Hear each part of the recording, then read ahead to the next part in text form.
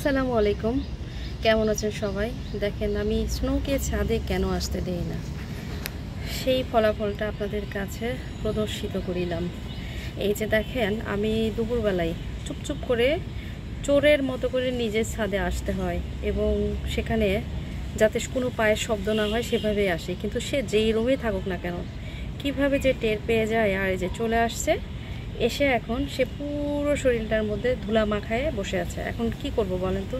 তারপরে সে কি করবে? বিছানার মধ্যে যাবে, গড়াগড়ি পিটবে। তো এখন ওকে তো প্রতিদিন গোসল করে দেওয়া যায় না, কারণ ও আসলে একটু পানিটা পছন্দ করে না, যার কারণে ওকে আমার মাসে একবার গোসল করাতে হয়। তো এইভাবে ধুলায় থাকলে অনেক সময় বডির মধ্যে ইনফেকশন হয়ে যেতে পারে, বা ওই যে আপনার ফাঙ্গালের প্রবলেম হতে পারে। তো আমি ওকে নিয়ে যেয়ে ভিজা টাওয়াল দিয়ে পুরো শরীরটা কিন্তু মুছে দিব। তারপরেও ভিতরে যেগুলো চলে যায় ওগুলো তো আর বের করা যায় না। তো এর হলো এই অবস্থা। চলো শোনো, চলো যাই, চলো। ওই জন্য আমি ওকে খুব একটা বেশি ছাদে আসতে দেই না। চলো, গরম তো এখানে, ঢং লাগাইছে, চলো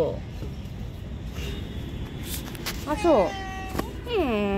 চলো যাই, আসো, এখানে গরম তো বাবা, চলো যাই।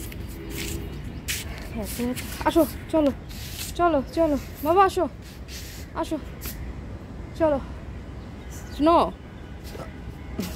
ওই চল না। এই যে দেখেন কত ধুলা, এই যে দেখেন ধুলা বেরোচ্ছে, পুরো ধুলা বেরোচ্ছে, ঝরঝরায় ধুলা বেরোচ্ছে। শুধু ধুলা বের হয় না, ভিতরেও চলে যায়। তোর তো গোসল করে দেওয়া অবস্থা হয়ে গেছে। এই কুটলু, চলো যাই, দেখো তো, চল তো। তুই খালি ঝামেলা করিস আমার সাথে, চল। কি করলি এগুলো? কি করলি এগুলো? আরে আমাকে অডিলটা একদম শেষ করে ফেলে।